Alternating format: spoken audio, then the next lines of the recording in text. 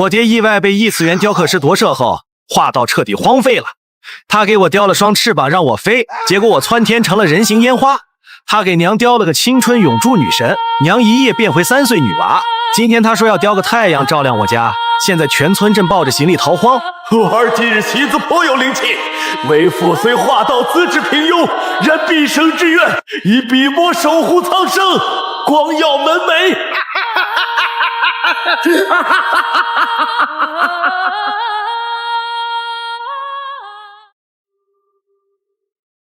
穿越3天，颗粒未尽，我可能是史上第一个被饿死的穿越者。我那个便宜爹，除了对着一堆破木头发呆，就是对着空锅练功。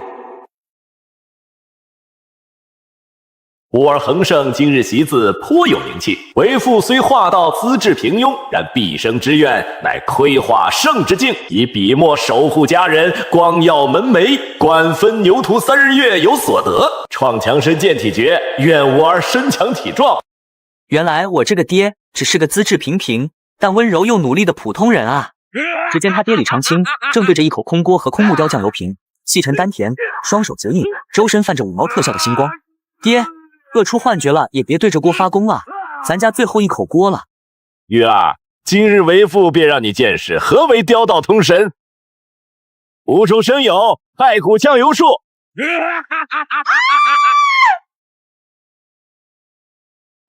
死老头子，让你买酱油，你把化工园管道撬了是吧？实锤了，这绝对不是我爹，谁的魂穿过来了？开局就搞市政危机，这雕道是自带的闯祸属性吗？恒生我儿，区酱油何足挂齿，明日为父给你雕一个财神爷撒钱，咱们直接在钱庄门口雕。爹，那是抢劫啊！原主的棺材板我快压不住了，那是抢劫啊！李恒胜觉得自己上辈子肯定是炸了银河系，这辈子才摊上这么个爹。他眼睁睁看着衙役们满脸黑线的站在酱油海前，领头的张捕头嘴角抽搐的看着他爹李长青。李先生，这酱油真是您雕的？微末伎俩，不足挂齿。此乃上古净瓶术之简化版，本想造福邻里，奈何灵力稍有失控，惊扰各位了。张捕头显然也是第一次处理这种非物质文化遗产造成的市政灾害，看在李长青自称是在修炼雕道，且愿意赔偿把家里所剩不多的银子全掏了的份上，张捕头带着人，带着一脸世界真奇妙的表情离开了。别说，这雕出来的酱油闻着还挺纯。爹，咱冷静，钱庄去不得，财神爷撒钱雕不得，那是抢劫，要掉脑袋的。我儿死言差矣，为父何等身份，岂会行那等强盗之事？雕道乃窃天地之机，夺造化之功，要讲究格调。您老撬化工管道的时候可没讲格调啊。那爹，您的意思是？为父深思熟虑，财神爷撒钱过于直白，有失身份，所以为父决定雕一个万财归宗像。名字是换了，但这不还是想要钱吗？爹，求您了，换个愿望吧，比如雕个能自动煮饭的锅，或者能自己扫地的扫帚。是，坐拥宝山而不知自用，为父这雕道岂能屈尊于刨除琐事之间？我意已决，今夜子时便是坐雕良辰。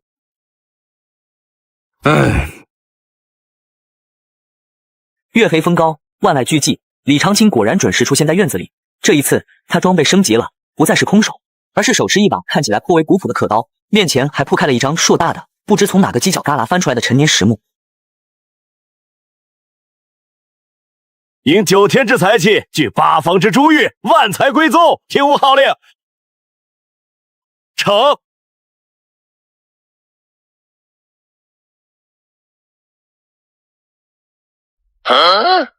我的钱，我藏在瓦罐里的养老钱怎么飞走了？天杀的，老娘藏了半年的银子，自己从抽屉里跳出来飞走了。李恒胜脸上的血色瞬间褪得干干净净，他明白了，他全明白了，这根本不是引动天地财气，这是强制征召物理聚财，把他家附近一条街的人家里藏的、地里埋的现钱全给叼过来了。效果尚可，恒胜我儿还不快拿麻袋来装？为父说过，要让我李家光耀门楣。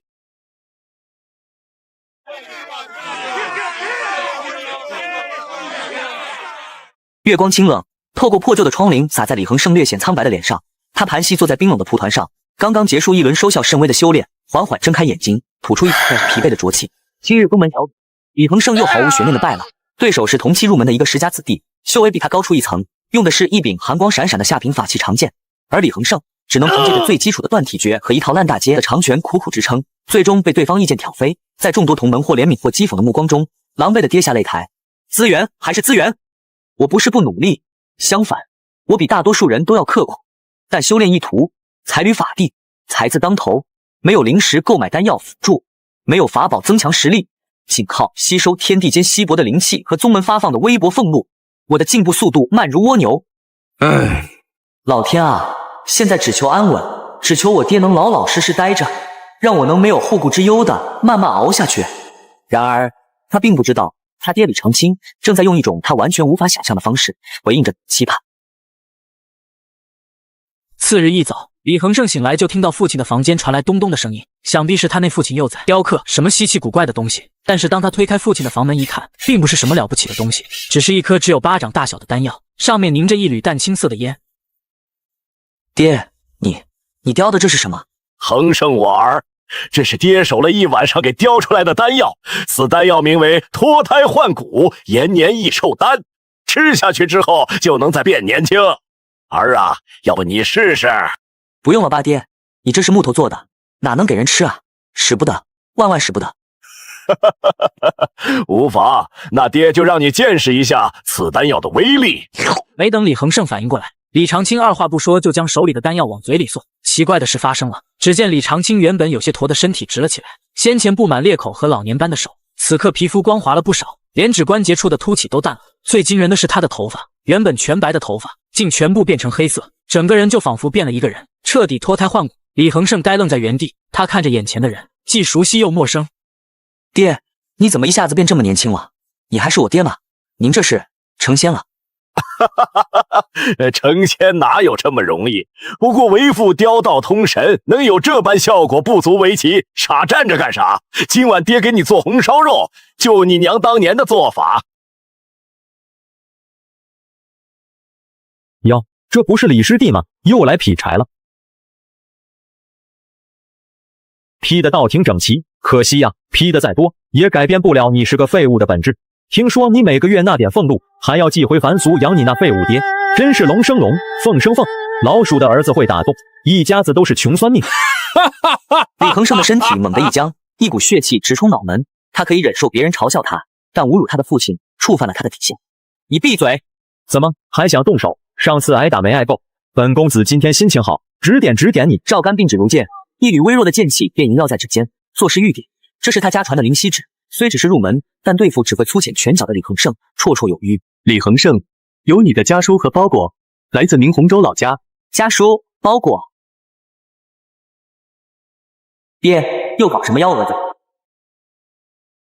恒胜我儿，见字如面，为父一切安好。近日潜心悟道，略有所得，特指修炼神器一柄，助儿劈波斩浪，勇攀高峰。切记心诚则灵，意志则威，父常亲自。修炼神器？爹啊，你口中的神器通常都伴随着灾难。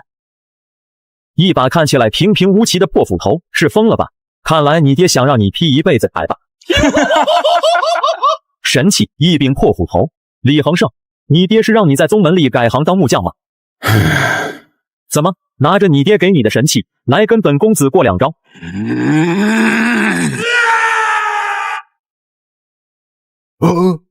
你给我闭嘴！这是我干的，这斧头真是神器。好凌厉的斩日之意，万能何时来了这等人物？或是有何异宝出世？岐山令的气息依旧在道山谷地，稳固而隐秘，但刚刚为何有一丝令人心悸的变数之力一闪而过，仿佛斩乱了什么天机脉络。去查一下道山谷道地外门，今日可有异常，任何细微之处都不要放过。救命啊！这似乎是我爹第一次真正意义上帮到了我。2日后，道山谷地万载峰，这里住着上千名杂役弟子，他们资质平平，只能靠干杂活换取微薄的修炼资源。李恒胜就是其中之一。李师兄，我从通寒阁给你带了包裹，是你爹寄来的。我爹他半年多没给我写信了，这次突然寄东西，总觉得不安。打开看看吧，有我陪着你呢。李恒胜点点头，拆开包子，里面有一个木盒，一封信，还有一张滑落的银票。他拿起银票，看清7000两的数额，眼睛瞪得溜圆。7000两，这怎么可能？这么多，师兄，快收起来，别被人看到。吾儿恒盛，你且安心修炼，血神玉银票供你修行。我爹他真的在画作上有成就了。这牌子挺好看的，师兄要是不用，就送给我吧。师妹喜欢就拿去吧，就是块破铁片。师兄快把柴送回去吧，晚了又要被骂了。副宗主有要事禀报，宗主入世了，说给我听。一是长亭镇有个叫李长青的高人，木雕能让人悟道；二是鬼修严东辰死在他店里，阴石楼命星殿的人可能还在明洪州。李长青，拎紧就好，能结交一个如此大能之人，对我道山古地来说只有好处。鬼修那边让弟子们戒备，有动静报我。有您这话，我就放心了。宗主，35峰都找遍了，没有李恒盛。严家说他3年前就来了，这小子藏哪了？不对，他该不会在万载峰做杂役吧？即日间，李恒盛专心修炼，如今手头宽裕，他购得优质资源，期盼早日踏入后天之境，成为道山古地真正的。在李恒盛住的地方不远处，陆悄悄凝望着这里，他取出手帕包裹的铁牌，这是李恒盛首次送他的东西。陆师妹，铁牌上的血怎么不见了？对不起，对不起，悄悄，我不是有意的，快止血。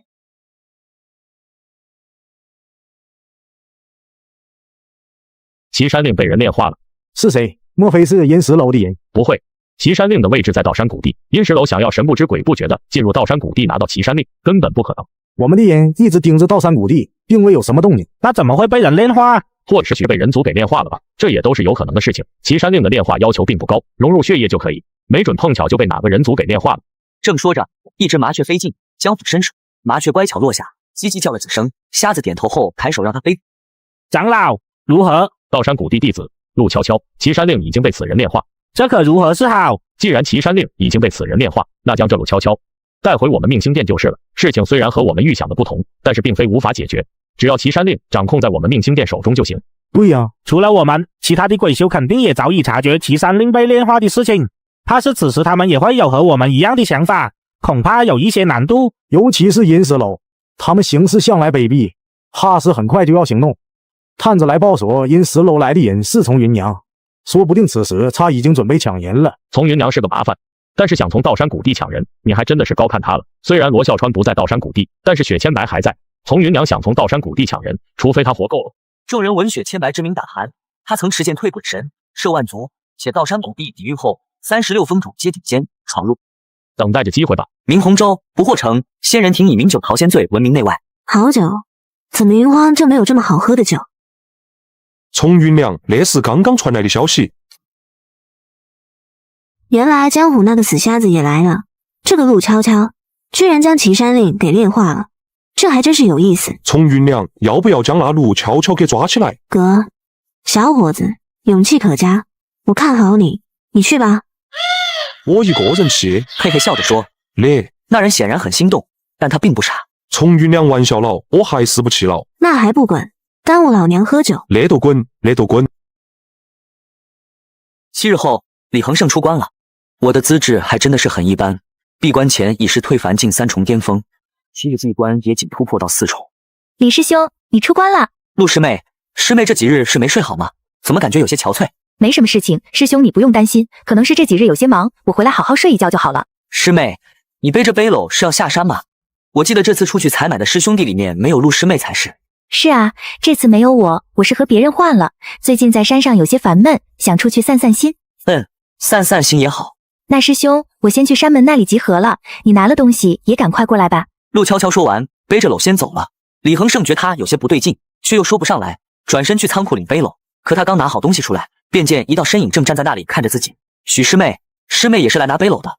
我怎么记得今天师妹也不需要下山的？你真是个木头脑袋，你没看出来陆师妹心情不好吗？看出来了，只是陆师妹不想说什么事情，我也就没有问。所以本小姐看不下去了。李恒盛，你可知前几日陆师妹家族来人，要她月底离开道山古地，回陆家与一丰城海家2公子联姻。我看得出陆师妹喜欢你，她不愿回去，却迫于家族命令不得不回。李恒盛，你若算男人，便向她表明心意，带她离开明洪州，你开口，她定会愿意。你什么你？你怎知陆师妹嫁海家2公子不会幸福？陆海2家联姻只会更强。能给他更好资源，有什么不好？你个棒槌！是不是许月月那个小丫头到你那里多嘴了？这丫头真是的。你真的要回去联姻了吗？是啊，不回又能怎样？家族生养我，命令不能违，世家子弟本就这命运。若能进内门，或许能推亲事，可现在显然不可能。笨！要不师兄带我私奔嘛？嘿嘿，跟师兄你开玩笑呢，看给你吓的。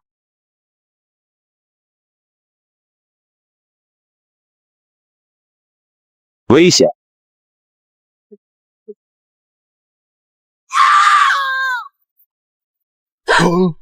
什么人？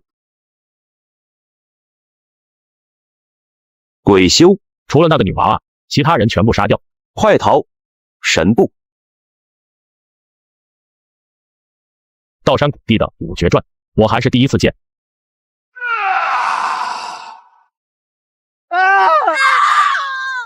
想困死我们，老夫拼了！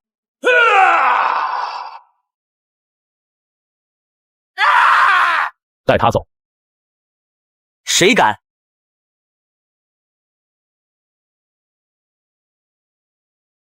瞎子，抢人也得排队。阴石楼捡便宜的本事还是这么好，不然怎么叫阴石楼？阴石楼从云娘，林峰长老此刻心都凉了，又来了一个麻烦人物。从云娘，陆悄悄我们命星殿要了，你们阴石楼还是退出吧，我不想对你出手。你说是你们的就是你们的，你们命星殿才是强盗吧？那个东西可是我们阴石楼拿到手的。严东辰已经死了，东西也从严东辰的手中丢了，那东西和你们阴石楼已经没有关系。若是你执意要抢，那我也不介意试试你的手段。算了，今天谈不拢，要打也行，先带路悄悄走，找地方再打。道山谷地肯定发现了，等雪千白来，我们都走不了。你们为什么要带我走？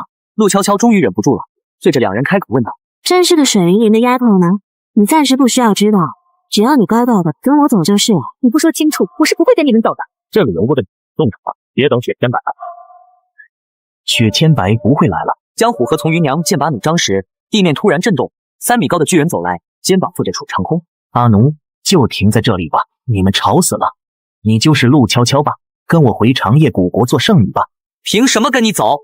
想保护心爱的女人，心是不错的，可惜你的实力太弱了，弱到在我眼中连个虫子都不如。不过本世子今天心情好，就多赏了你2句，还不谢恩。世子，你是长夜古国的人，莫非你是储长空？陆悄悄，跟本世子回长夜古国如何？只要你来，我让国主封你做我长夜古国圣女，享受最好的资源。哼，我们命星殿也可以做到，只要来我们命星殿，将来我可以保证你入我命星殿的星河化境中参悟大星河化。看到莫名其妙的卷起来了，从云娘也急了。我们阴石楼拥有画宝无数，顶尖画作更是数不胜数，只要你来，满足你一切要求。6道身影奔来，徐慕海走在最前。可惜，陆悄悄是我道山谷地弟子，你们谁也带不走。好麻烦，没想到这么快就来人了，6个先天。储长空放了陆悄悄，是我们道山谷地的强者，我们有救了。陆师妹，我们安全了。道山谷地还真是谨慎，我们这么点人，却惊动了道山谷地6位峰主。啧，你们鬼族还真的是好大的胆子，来我道山谷地地盘上撒野。林峰，你没事吧？撒野又如何？想动手？实话实说，也就雪千白前来能让我忌惮，就你们6个，我阿奴能杀3个，我自己宰2个也够了。那要试试看才知道。就当众人剑拔弩张准备动手的时候，陆悄悄却是突然撒开了李恒生的手，走出来对着储长空说道：不要动手，我跟你走。陆师妹。李恒生不敢相信自己的耳朵，6个峰主也侧目看向陆悄悄，他们竟没想到陆悄悄此刻会选择跟长夜古国的人走。明智的选择，在道山谷地你只是杂役弟子，没人舍得给你资源，但到了长夜古国，你会成为圣女，有大把资源培养你。陆师妹，你不能跟他们走，鬼族不可信，他们阴险狡诈，你去了不知会遭什么对待。跟我回去，今日有6位峰主在，谁也带不走你。今天师兄就是豁出去这条命，也会保护你的。李师兄，别傻了，我留下做杂役，还是嫁海家？我要自己变强，让自己强大起来，才能做想做的事情，不是吗？就像李师兄你，若是足够强大，就不会回避我问你的那句话了，不是吗？这番话让李恒胜心头巨震。是啊，自己若有实力，怎会面对陆悄悄时连喜欢都不敢说，又怎会觉得配不上他？希望各位峰主成全。既然你去意已决，那我们也不拦你，但是希望你好自为之，将来若是你做了危害人族的事情，我也不会放过你。好了，圣女，我们可以走了。我虽然不知道你们为何一定要带我回去，但是我要你答应我一件事。圣女，从来没有人敢要求我做事的。不过你先说来我听听。我们走后，你长夜古国不许对李师兄出手。好，我答应你。就这么一只蝼蚁，我还真的是懒得杀。那我们走吧。陆悄悄回眸看向李恒胜，师兄，下次见，要给我坚定的答案。陆师妹，我会变强的。不过虽然长夜古国的人可以放走，但命星殿的江虎和阴石楼的丛云娘想轻易离开可没那么容易。看来道山谷地的各位是准备挑软柿子捏了，没想到道山谷地也是欺软怕硬的人。我们道山谷地怎么行事，还轮不到你们来评论。徐木海冷笑道，周围数岛道山谷地弟子有人冷棍，大战一触即发。道山谷地千雪峰上，山顶一处雪亭里。你又输了，楚霸，你已经输了5盘棋了，我要的东西你该给我了。你等等，再让我看看。不用想了，你拖延时间的目的已经达到了，而且人已经走了，你再不给我，我就真的要把剑了。嘿嘿，看来真的是我输了，给你，这是庆阳王朝这大半年来的密文，那我就先走了。楚霸用庆阳王朝情报牵绊住雪千白，雪千白虽至山门外事，却更关心庆阳王朝长公主。他取纸写下君来献舞4字，冰雪深处随即飞来一只雪白巨雕，落在雪亭前。白灵，拜托你了。雪千白将信放到竹筒中，然后捆绑到了那白雕的脚上，奔着远处飞去。日落西山，道山谷地弟子终回山，此前恶战，四风主携数百货真丁扶手，命星殿、阴石楼逃不到跑。我要掌控自己的命运，我不要再被任何人摆布。陆师妹，我们还会再见的。你想要的那个答案，等那天来临的时候，我会让整个苍元界都听见。此时，一名风主走出来，目光最终落到李恒胜的身上。你随我来。是。随我回行御风，我有事问你。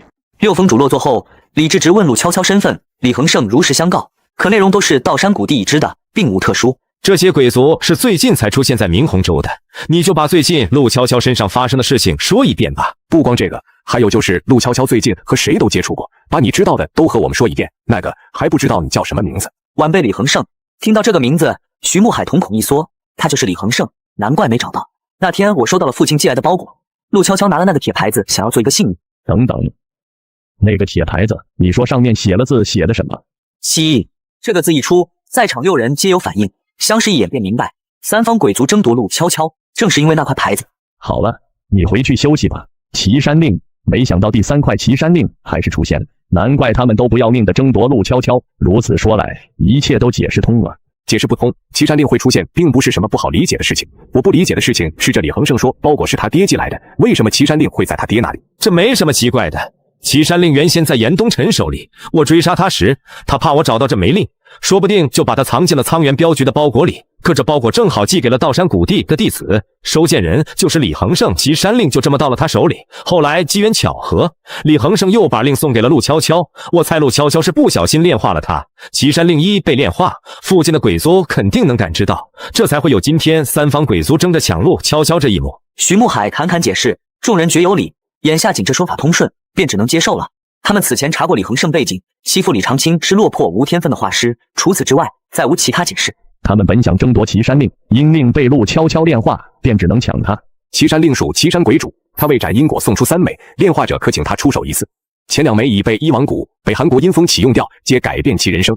第3枚尘封许久，被阴石楼找出，为鬼主现闭关，找他至少需1年。云荒其他势力若知长夜谷国得岐山令，1年内陆悄悄恐遭无数暗杀。岐山鬼主传闻是陆地神仙境，出手天下难挡，长夜谷国救敌，定会设法抢令。见众人说的热闹，徐慕海则是打了一个哈欠，笑呵呵地站起身说道：“你们继续聊吧，我先回我的木海峰睡觉去了。今天一天真的是累死了。”徐慕海说完便径直离开，众人早已习惯他的特立独行，并未在意。李恒胜回房后心情难平，他想变强，不想再被人视如蝼蚁。谁？李恒胜走过去开门，原以为是师兄弟来安慰自己，开门却愣住，门口竟是木海峰峰主徐慕海。木海峰主，你叫李恒胜？是，弟子叫李恒胜。我来跟你商量件事。峰主请说。来我木海峰，做我徐慕海的亲传弟子，你可愿意？啊！李恒胜实话当场，做徐慕海的亲传弟子，什么情况？木海峰主，你是开玩笑吧？没有跟你开玩笑，就问你愿意或者是不愿意。弟子愿意。这般机缘，不愿者便是傻子。好，等我几日，除了问你，我还需要问另外一个人，他能同意，我才能收你。老板，1碗清粥，1份油饼。李画师，您来了，您稍等，马上就给您上。真好吃，老板你的手艺真不错。就在这时，远处传来车马声，10几辆拉货大车缓缓而来，车上蒙着麻布，堆满货物，好多货物，是燕家商会的货，他们每个月的这几天都会去进货，这是刚刚回来的。燕家？对啊，找这类资料，燕家作为大家族该有藏书，说不定有我要的。况且还有燕家家主令牌，进去易如反掌。当李长青来到燕家大门外的时候，发现这里已经有10几个人在等着了。这燕家还真的是受欢迎。站住，外边等着。燕家2护卫见李长青欲入，当即阻拦。李长青无心搞扮猪吃虎，欲擒故纵，直接亮出令牌。2护卫见了令牌，当场一惊，这不是普通令牌，而是顶级供奉令。您请，您请。多谢了。进了燕家，李长青才见识到真正的大户人家，规模堪比故宫。请问一下，走开，别挡路！哪里来的家伙，这么不识趣？快滚开！愣着干什么？生哥让你让开，你耳朵聋了听不见吗？耽误生哥修炼的话，你赔得起吗？我靠，这燕府的小屁孩一个个都这么拽。怎么，你还想动手啊？没有。你来燕府有什么事情吗？是迷路了吗？你想找谁？正好我这会没事，可以带你去。燕寒州，你还真是爱多管闲事，自己的事情都没处理好，还有心情管别人，真是活该！你要被放逐出燕家。大叔，你是来找谁的？或许我可以帮你。我想找能看书的地方。看书的地方就是你们燕府中哪里藏书最多？藏书最多，那自然是万书楼了。那能不能麻烦你带我去万书楼？带大叔去倒是可以，但万书楼是燕府重地，藏有诸多藏书与珍贵画作，连本府子弟都没资格进，大叔想进怕是不可能。不知道这块牌子能不能进去？李长青拿出燕伯涛给的令牌，燕寒州一见令牌，脸色骤变，拜见大供奉。大供奉？所以我能进万书楼吗？能，自然是能。大供奉在我燕家的地位仅次于族长，自然是有资格进入万书楼的。晚辈给您带路，多谢了。而此时燕伯涛正在书房中看着一封信，信中的内容让燕伯涛皱着眉头，似乎发生了什么大事。到底是什么东西？族长，李长青前辈来了。李长青前辈在哪里？据说奔着万书楼去了。不知道李长青前辈去万书楼是想要做什么？万书楼，时刻关注万书楼那边的动静，有什么事情就通知我。长青前辈若是有什么需要，你也通知我。我们不过去。长青前辈去万书楼想看书，我们不便打扰，得让他看得舒服，这是燕家的机会。另外，下令封锁万书楼，他出来前不许家族任何人进。还有一件事。怎么了？有什么事情你就说。是这样的。A few moments later， 简直胡闹，真是无法无天。这燕东升也不是故意的，他只是少年心性。三长老讪讪道，燕东升虽属他这卖族人，但燕东升刚得罪李长青的事，他不敢隐瞒，毕竟这事关乎燕家前途。少年心性，若非他是少年心性的话，长青前辈怕是早就出手捏死他了。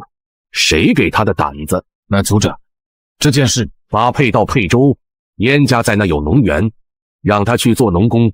三长老，这是看你面子，不然危害家族的子弟该怎么处置，你该清楚。多谢族长不杀之恩。而那边，燕寒州带着李长青终于来到了万书楼的门口，倒是不小。您只要用您的令牌就可以进入其中，就能找到您想看的书了。刚刚听他们调侃你，好像是说你马上就要去别的地方了。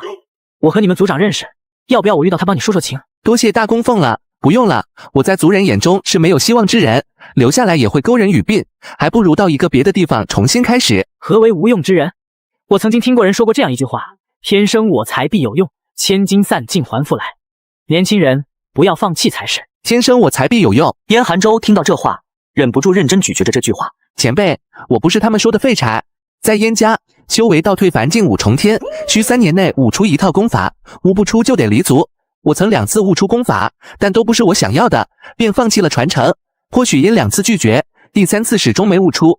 如今3年之期快到，我只能认命。退凡境5重以后就可以修炼功法了。真不好意思，耽误前辈的时间了。前辈还是快进去看书吧，晚辈就先离开了。等等，前辈还有什么吩咐？你帮了我，我也没有什么报答你的，这是我平时做的一点小玩意，送给你吧。说着，李长青从袖子中拿出来一个迷你的小木雕，递给了燕寒州。这是。李长青转身进入了万书楼，留下燕寒州震惊地看着手中的木雕。这是什么？像动物？是老鼠吗？又不像，胖胖的身子，雷电式的尾巴，还有红扑扑的腮。他认不出，想来整个苍原界也没人认识，因为这是李长青闲时雕的皮卡丘。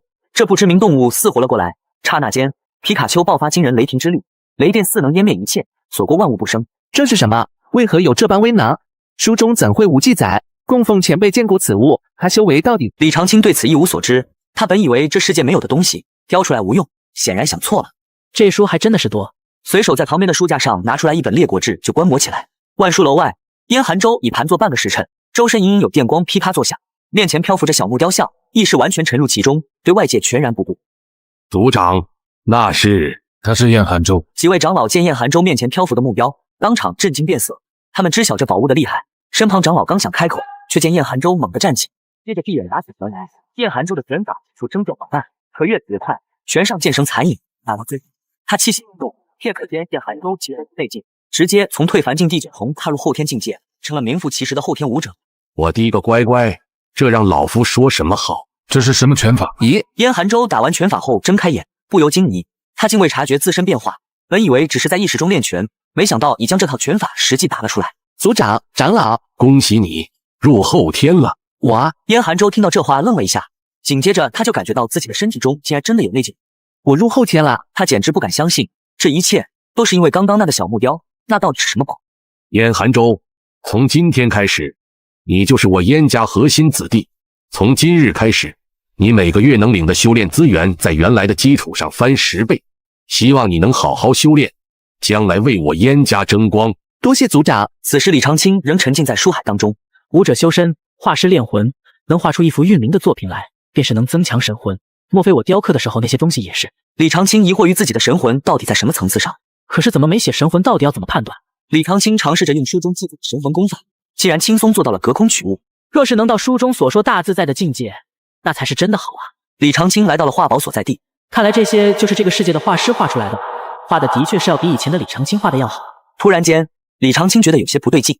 那个谁，前辈有事请吩咐。没事，我只是问问，为何所有的画作都只有兵器和动物，没有别的呢？啊，别的？什么别的？别的，比如说画山水，画灵物，甚至连个人物像都没有。前辈莫开玩笑，画灵物、画天地，唯有强大画师能为。我燕家区小家族怎会有这般宝物？至于绘人，人乃万物领主，即便画圣强者也不敢轻易落笔，燕家更不可能有。这样吗？李长青闻言颇为震惊，唯有强大画师能画出那般画作，甚至画圣才敢尝试绘人。可他当初轻松雕刻出法海，却并无异样，这让他满心疑惑。莫非我雕刻出来的那个法海其实并没有什么用，只是普通的木雕？还是说木雕和画作完全是两种东西，看似有相通之处，但是其实并不相通？我的木雕或许没有此类的限制。李长青继续看书，而这一看就整整看了3天之久。这3天的时间，李长青可谓算是了解了一些苍元界。拜见木海峰主，我找你是想请你帮个忙。我想拜见李长青前辈，虽与他素不相识，但你曾与他有过一面之缘，希望你能为我引荐，免得我贸然拜访闹出误会。峰主，您要见长青前辈？有什么问题吗？没问题，但是这要经过长青前辈的同意才行。不瞒峰主说，长青前辈现在正在燕府做客。哦，前几日长青前辈就来到燕家，然后一头扎入到万书楼中看书去了。距离到今天已经过去3天了。他何时能出来？说不好。木海峰主若是着急的话，不如我让人去问问前辈。那你叫人去通禀一声吧。好，那我叫人去通知一声。对了，木海峰主大人，我燕家的矿上最近出现了一些奇怪的事情，晚辈拿不定主意，不知道前辈可否帮看看，帮燕家一把。什么事情？是我燕家南山矿场那边出了事情，如信中所写。信中写道，南山矿场多名燕家矿工见星辰陨落后昏死，醒来竟衰老10几岁，修为更是跌落几层。矿场附近村落也出现此怪事。莫非是……久仰，听闻你是道山谷地的峰主，我儿也正是道山谷地的弟子，那你应该算是他的校领导了。我儿顽劣，让峰主大人费心了。啊，李恒胜在我道山谷地是个很好的弟子，没想到是长青前辈的儿子，我最近才得知，所以这才来拜访。好说，请坐。这次除了拜访长青前辈之外，我还有一件事也是特意来请示长青前辈。你说。前辈应该知道最近鬼修来我明洪州的事情了吧？知道。最近这件事和令郎牵扯上了一点关系，但是你别担心，关系不大。这次来的人有命星殿、阴石楼，甚至连长夜古国都已经出现。在李长青的理解中，这不就是校外的小混混来学校里认识自己的儿子了吗？我儿子没和他们走吧？那倒是没有，因为他们目标不是李恒胜，是李恒胜的师妹，叫做陆悄悄。徐慕海向李长青大致讲述了当日之事，唯独未提及关于岐山令的细节。什么？李长青的脑海中已经出现了一个场景，那些小混混不仅要带坏儿子，还带走了儿子的女朋友。绝对不行，穆海峰主，这件事不能继续发展下去了。徐慕海听到李长青这么说，以为是说李恒胜被几个鬼族欺负成这个样子，那肯定是不行的。长青前辈的意思我懂了，其实我这次来是想要征求一下长青前辈的意见，我想要收李恒胜做亲传弟子，入驻我穆海峰，不知道长青前辈可同意？做你的亲传弟子？同意，我自然是同意的。有您当班主任，我还愁什么呢？班主任，徐慕海虽然不明白这是什么意思，但是起码他知道李长青同意了。那好，长青前辈，以后李恒胜交给我就放心吧，我道山谷地必定诚意待他，给他我穆海峰最好的待遇。穆海峰最好的待遇，就劳烦峰主费心了。日后我儿修炼若有不解，望您多指点。他若顽劣不听话，干坏事，您尽管打骂，不必留情。徐慕海闻言假笑，暗自腹诽：我哪敢打你儿子？打了他，你还不拆了我？连严东辰你都能一招秒杀，我哪敢打你儿子？打了他，你还不拆了我？连严东辰你都能一招秒杀，我在你眼里根本不值一提。初次见面，未备厚礼，家况也寻常。这是我亲手做的小物件，您不嫌弃就收下，留个纪念，或许偶尔能派上用场。李长青说着，从袖袍中摸索了一会，拿出来一个木雕，递给了徐慕海。来了。徐慕海对这神奇木雕早已期盼不已，他困于当前境界许久，一心想寻机突破，而李长青的木雕正是他的希望。这个要送给我，这是鼎。不喜欢吗？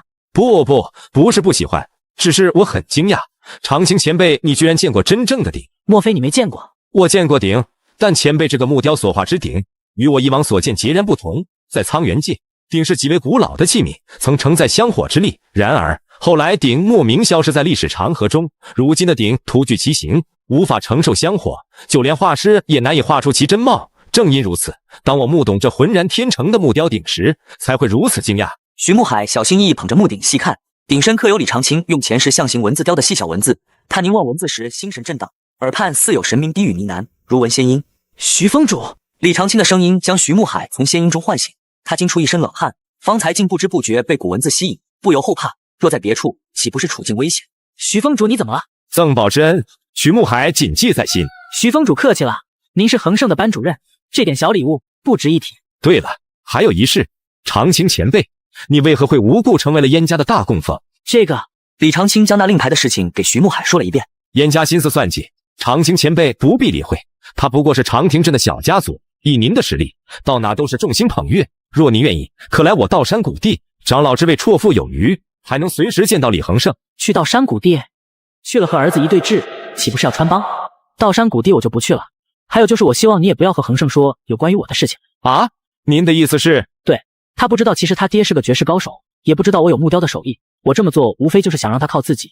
你尚未娶亲，或许不是很能理解。前辈真是厉害，知道我尚未娶亲。我不光知道你尚未娶亲，而且我知道你还是处子之身。前辈厉害，没想到长青前辈的神魂如此强大，竟然能感受到我的精元稳固，气血浑圆，隔空就能看穿我，当真是绝世高人也。倒是李长青心里暗笑，这有什么厉害的？看你穿的，穷成这个样，哪个女人瞎了眼才会看上你？前辈放心，我肯定不会将此事和李恒胜说。李长青松了口气，并认同徐慕海所言，自己身价不菲，燕家想凭一块破令牌捆绑他，实属痴心妄想。他前世痴迷木雕，看似老实，却不愚笨，遇事一点就透。燕族长，长青前辈，这几日在燕家承蒙你照顾我，多谢了。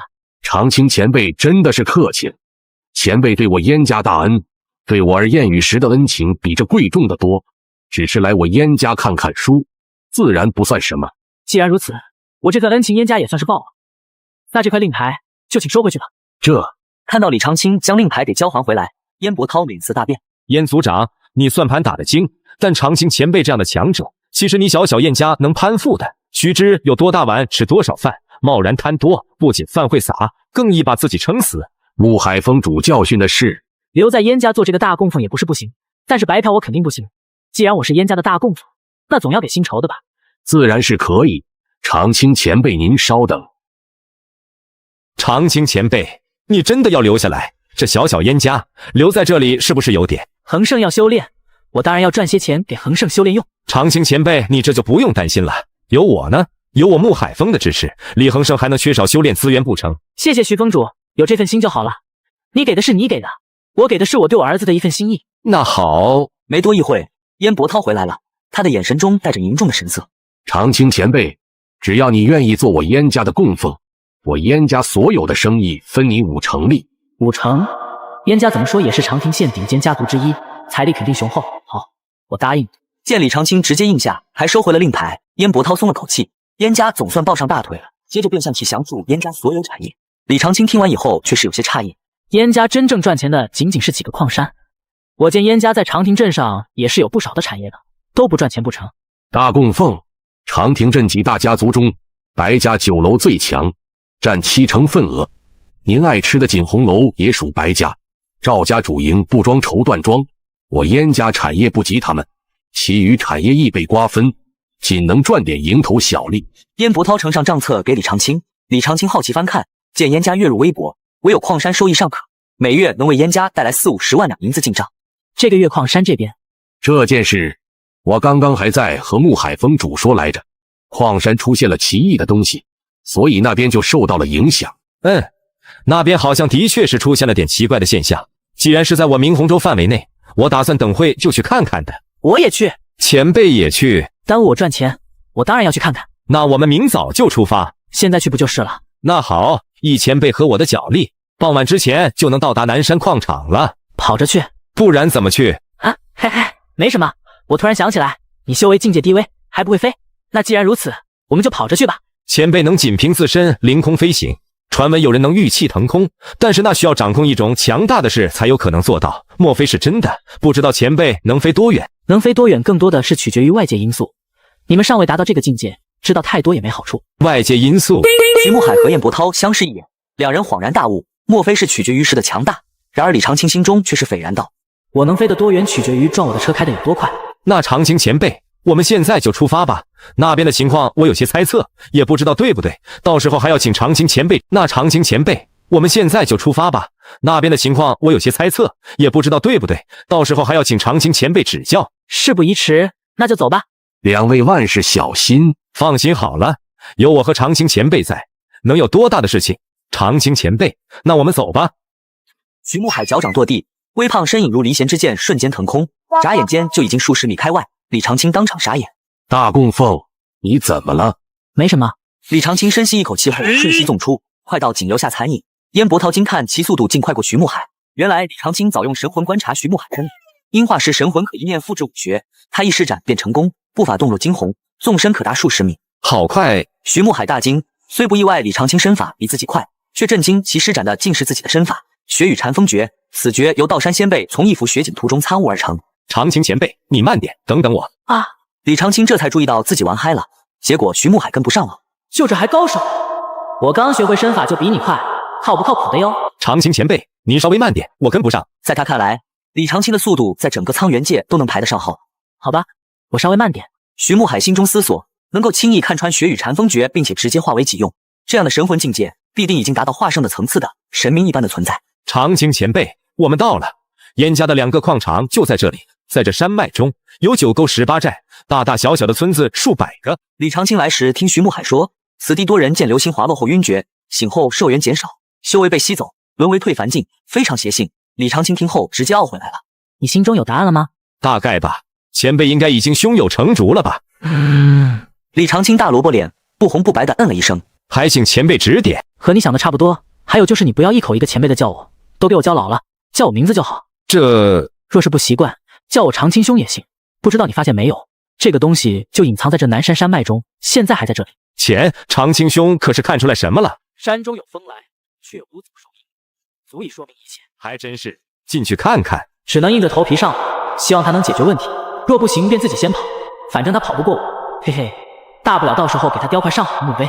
徐慕海压根不知道，两人连南山还没进，身边的高人李长青连在他墓碑上刻的什么字都想好了。这里的气氛倒是挺好，不是说有什么妖邪作祟，导致这里都没人敢出来吗？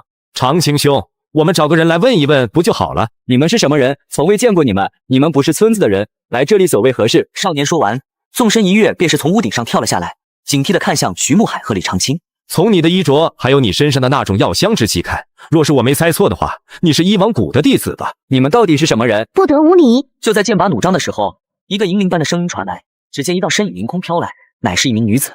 师尊，若是小女子所料不错，阁下应该是道山谷地的木海峰峰主徐木海吧？青莲影宗，以往谷中如此年纪就能将青莲影宗给修炼到这种程度的，想必是以往谷中有情歌仙子称号的木情歌道友了。徐道友竟认识我，实属荣幸。这是我徒儿，方才多有冒犯，还望谅解。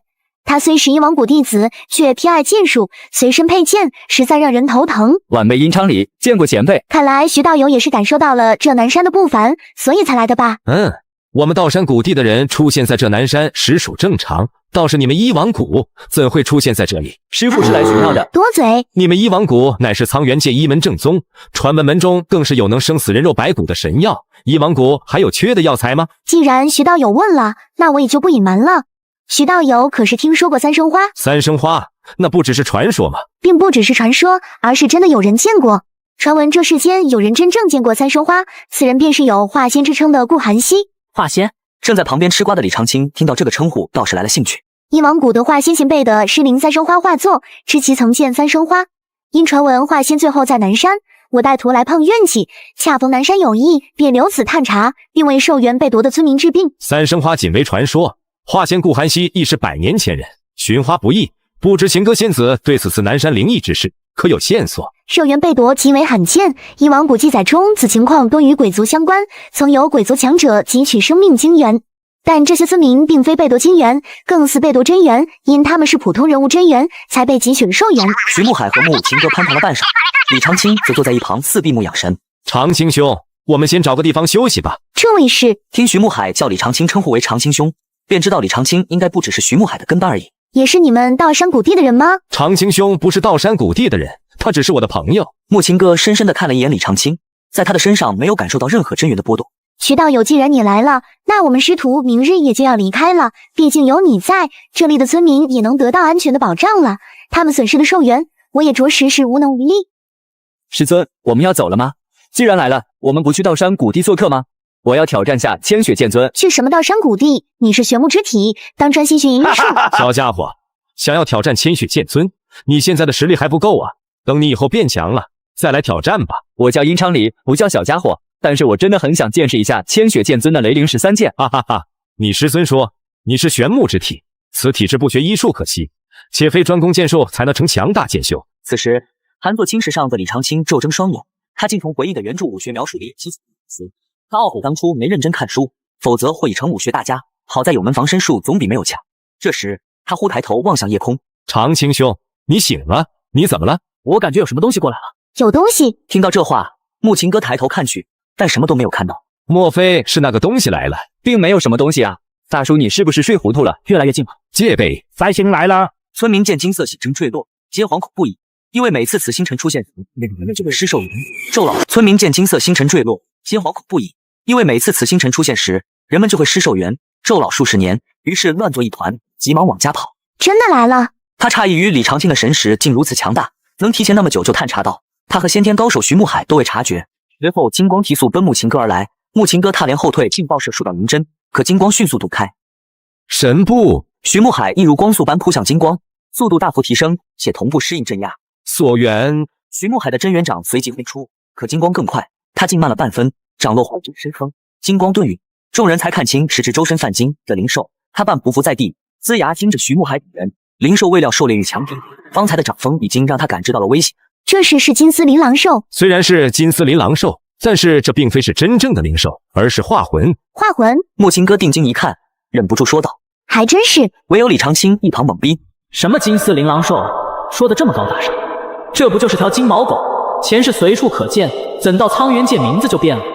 化魂又是什么？”师尊，什么是化魂？好小子，有前途。李长青忍不住对殷昌礼投递过去一个赞赏的眼神。这金丝琳狼兽并非真灵兽，实为一幅画魂是画中兽生的灵性跑出来，才有如今模样。我如今也懂了村民损寿元的缘由。这金丝琳狼兽原是某位强者的画作，诞生灵性后因年久失灵，化魂遂从画中跑出，靠狩猎他人修为与寿元补灵性。徐木海还是有些惊讶道：“诞生的化魂竟然都拥有先天层次的修为。”说不定是哪一代的化仙强者也说不定，甚至很有可能就是顾寒溪前辈也没准。顾寒溪，这说明最后顾寒溪前辈很有可能真的是出现在了这里。或许能寻到三生花线索，不过需先抓这化魂金丝琳狼兽，若能抓到，让道山谷地浮屠楼楼主设法封锁其灵力溃散，或可为谷地添一大战力。可是徐道友，这化魂我们一王谷也想要呢。徐峰主，这玩意很值钱吗？这个时候，一直端详着这只金毛的李长青也是忍不住开口说道：“长青兄，这化魂哪是钱能买到的？尤其金丝琳狼兽本就罕见，还可能是化仙所做，绝对是宝物。身边有只先天级灵兽，行事更便，交手时还能助你大增战力。我一王谷弟子的实力本就不如你们道山谷地，这东西跟在我身边才是最好的。先天级战力，若他跟在儿子身边，儿子便不惧先天武者，安全也有保障。秦歌仙子，你我先擒获此物，再议其他。其速度太快，想要抓住，还需要我们费点力气。”好，金丝琳狼兽感危险，警惕望着两人，随即两人一同出手。徐慕海借神步速度惊人，拖出数道残影，周身真元大盛，掌印之上无限符文。定身！徐慕海一声轻喝，掌印符文瞬化巨掌，比先前更大，遮天蔽日般降临，四重光纹的碾压透着绝望气息，其实力可见一斑。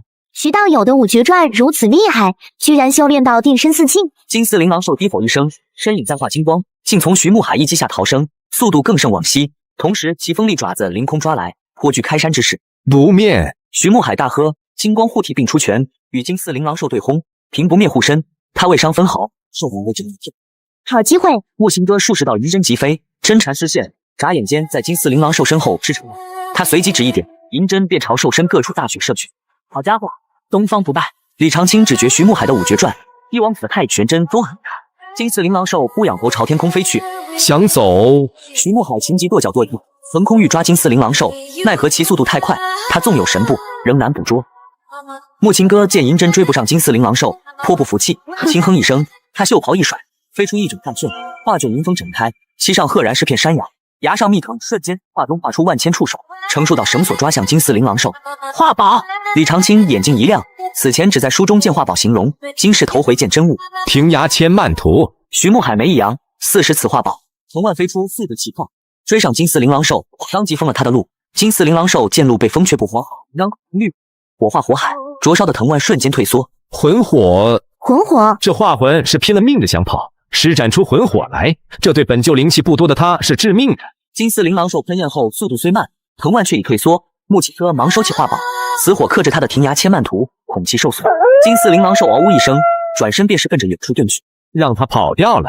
徐慕海和木琴哥虽无奈，却只能眼睁睁看他跑，毕竟他会飞。师尊就这么让他跑了吗？你若让我去道山谷地跟千雪剑尊学剑，剑术强了，方才若能助你，咱们定不会让那金丝琳狼兽跑掉。闭嘴！木琴哥冷冷地说了一句。这时李长青呼上前，望着天空渐远的金光，心生惋惜。他本想抓来给儿子当宠物保安全，他决定试试。长青兄，你小家伙，借剑一用。我不叫小家伙，我叫殷昌黎，而且我的剑不借。多谢了。李长青似无事，指一点，殷昌黎腰间长剑微颤后嗖地飞出，长剑横空，他一步踏出，踩于剑上，随即御剑而起，剑破夜空。他负手而立，如无上剑仙，直追金丝琳狼兽。长青兄真的会飞？木琴哥同样是内心大为震撼。他会飞，普通人这分明是绝世高手，只是自己与他差距太大，根本察觉不到其境界。我靠，剑仙，这绝对是剑仙啊！李长青没在意给众人的震撼，只想着抓着金毛给儿子当保镖。别挣扎了，留下来吧，给我儿子做个宠物，不会亏待你的。每天3顿肉捕头如何？李长青笑道。但金丝琳狼兽哪肯听，山洞巨狮加速飞，剑里正提身，虚空一抓，爪印崩灵，尽在跑。虚空不散进来，威压碾压天地。金丝琳狼兽身躯一震，本就灵力溃，面对擒龙手毫无抗，直接被抓去。此物更让徐慕海安然，大为震。龙爪，这是什么武学？彻底傻眼，他们从未见过此等武学。参悟它，需从慧龙的画作中得来。燃龙乃神兽，纵观千年，从未听闻有人能去龙岛化龙。这擒龙手究竟源自何？燃龙乃神兽，纵观千年，从未听闻有人能去龙岛化龙。这擒龙手究竟源自何处？抓到了！李长青掌下，金丝琳狼兽瑟瑟发抖，全因擒龙手的龙气震慑。见金毛这般乖巧，李长青面露兴奋。他回忆过无数武学皆未成功，唯有这擒龙手成了，只是他略感惋惜。若能学会降龙18掌就更好了。徐道友，这位前辈到底是什么人？我也不知道怎么说。李长青抓着金丝琳狼兽的脖子，像踢狗似的踏剑返回，轻轻从剑上跳下，随手将兽扔到一边。老实点，别乱跑。也怪金丝琳狼兽此刻面对李长青，眼神进入怯懦，匍匐在地，活像只听话的狗狗。李长青袖袍一震，昂剑径直飞出，锵的一声便回了殷昌黎剑鞘。小家伙，谢了。还真的是一把好剑呢。长青兄，你还真的是让我大开眼界。前辈，木琴哥不知前辈身份，刚刚多有怠慢，还请前辈恕罪。别叫前辈了，你可以和称呼徐峰主一样，叫我一声道友就好。长青道友。木琴哥亦认真点头，他心中已有猜测，李长青恐非武者，更像是画师，大概率是画圣级别的强者，莫非是隐士大能？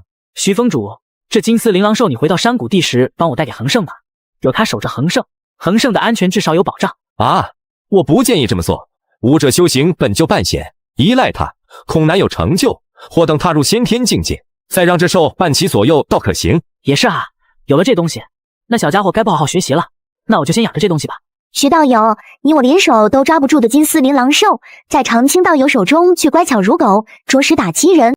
我平日少出一王谷，今日才算真见识到人外有人，天外有天。秦歌仙子，不过也多亏长青兄抓住了这金丝琳琅兽，说不定会有三生花的消息。对啊，你这小东西没想到还会飞，那我给你取个名字叫你阿飞好不好？阿飞，带我们去你老窝。这金丝琳琅兽化魂技再次出现，想必这儿该有他的画作，说不定还有别的东西。我是这个意思，在这南山之中存在着某个秘境也是有可能的。秘境吗？倘若是真的存在一处秘境的话，那搞不好真的是画心所留。秘境，阿飞带路，我们跟着他。长青前辈，长青前辈，你不飞了吗？我的剑可以借你。你这臭小子，平日你宝贝剑连我碰一下都要抢回去，现在倒主动送人用。还有长青道友，要是飞了，我们几个跟得上吗？木琴哥狠狠白了殷昌黎一眼，只觉这徒弟怕是留不住了。李长青施着雪雨禅风诀，身轻如玉走在最前，闻言只回头笑了笑。小家伙，你的剑是一把好剑，好好留着。我觉得你将来是有希望成为剑仙的。真的吗？怎么听都知道是客套话吧。众人跟着金丝琳琅兽往南跑了2炷香，才隐约望见前方峡谷，一条长河正从中穿流而过，河水湍急。谁知这时金丝琳琅兽竟一头扎进河里，莫非入口在河流中？进去看看就知道了。河这么急，自己跳进去不淹死也得被冲走吧？这怎么办？这时候说不会游泳也太丢人了。李长青正琢磨怎么办，就听殷昌黎急切开口：“师尊，我不会游泳。”好小子！李长青忍不住看了一眼殷昌黎，怀疑殷昌黎才是亲儿子。无妨，定。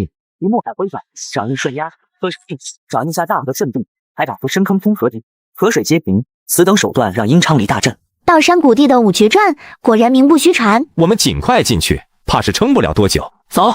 几人连忙踏入深坑。李长青一咬牙跳下，他惊觉河深50-60米，常人跳下必摔死。见头顶河水定格，李长青心头发紧，怕徐慕海五绝传撑不住坍塌，将自己卷死。众人落河底，黑漆漆的河底竟有假山，山上有黑洞口，金丝琳琅兽正候着，见人来便先钻进去。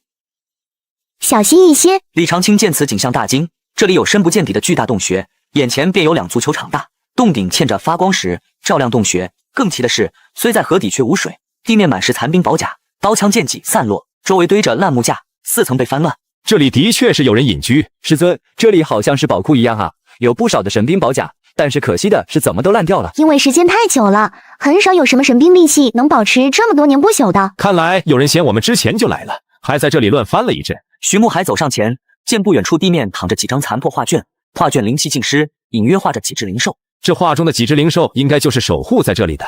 来人翻动这里，然后和化魂大战了一场，最终离开。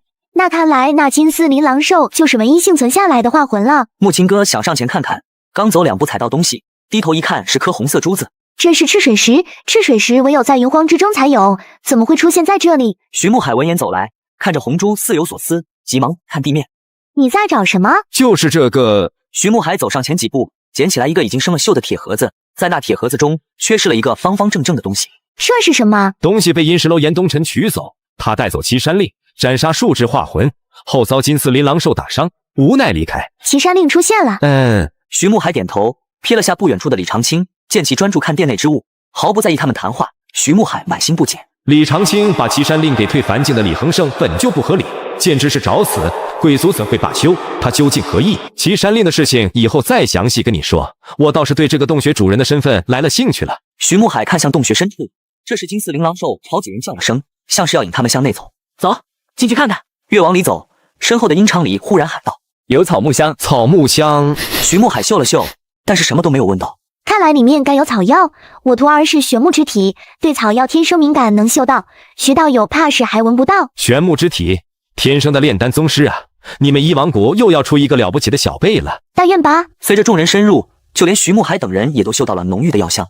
天青草的味道，还有这是血魂香，如此浓郁的气血味道，莫非是血玉莲不成？木青哥嗅到多种气味后激动不已，这些皆是珍贵天材地宝，一往古中都不多见，且年份不短。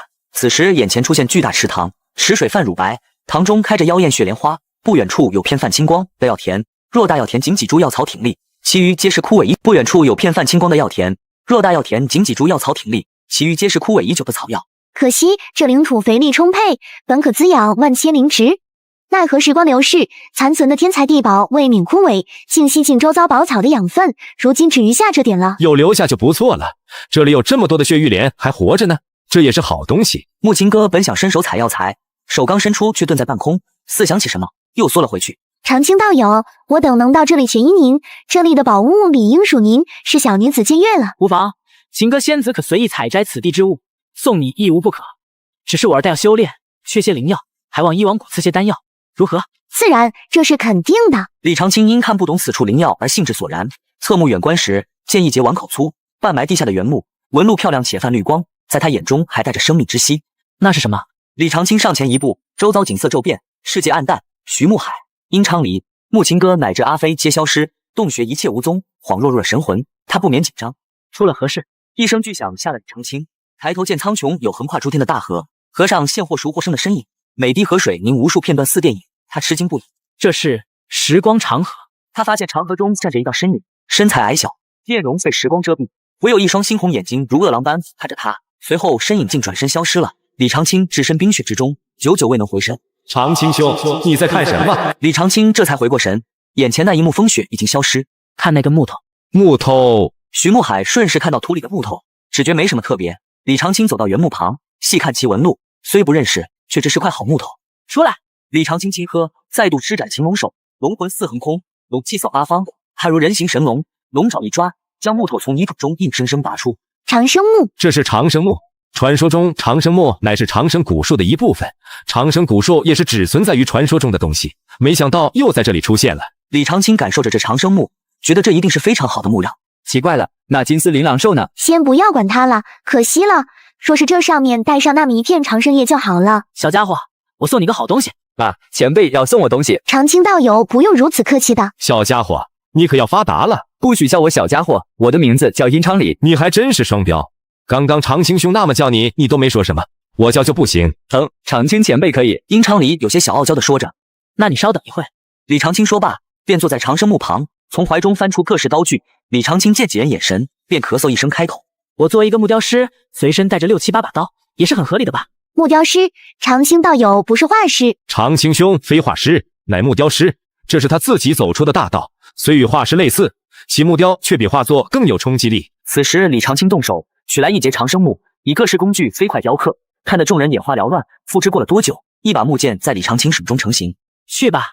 李长青一松手，剑便凌空立住，这木剑微微颤抖，仿佛不舍离开。去吧，你的主人是那个小家伙，我不会剑术，我不适合你。说道。李长青手指一弹，木剑飞至殷昌黎前，殷昌黎退2步，目光含敬畏与渴望。这就是木雕。木青哥惊愕失语，此等宝物令人惊叹。小家伙，借剑！此剑名轩辕，适配你玄木之体，3000大道殊途同归，望你勿己路，即为医仙，亦成剑仙。李长青绞尽脑汁地想着以前看的网络小说中的词汇，乱七八糟地说了一通。多谢长青前辈，此恩情，殷昌黎铭记3生。未来是你们的，犬子或参与年轻群雄逐鹿，望结善缘。若他有难，还盼你这位未来剑仙相助。长青前辈放心，若是将来真的遇到令公子有麻烦，我殷昌黎赴汤蹈火。好。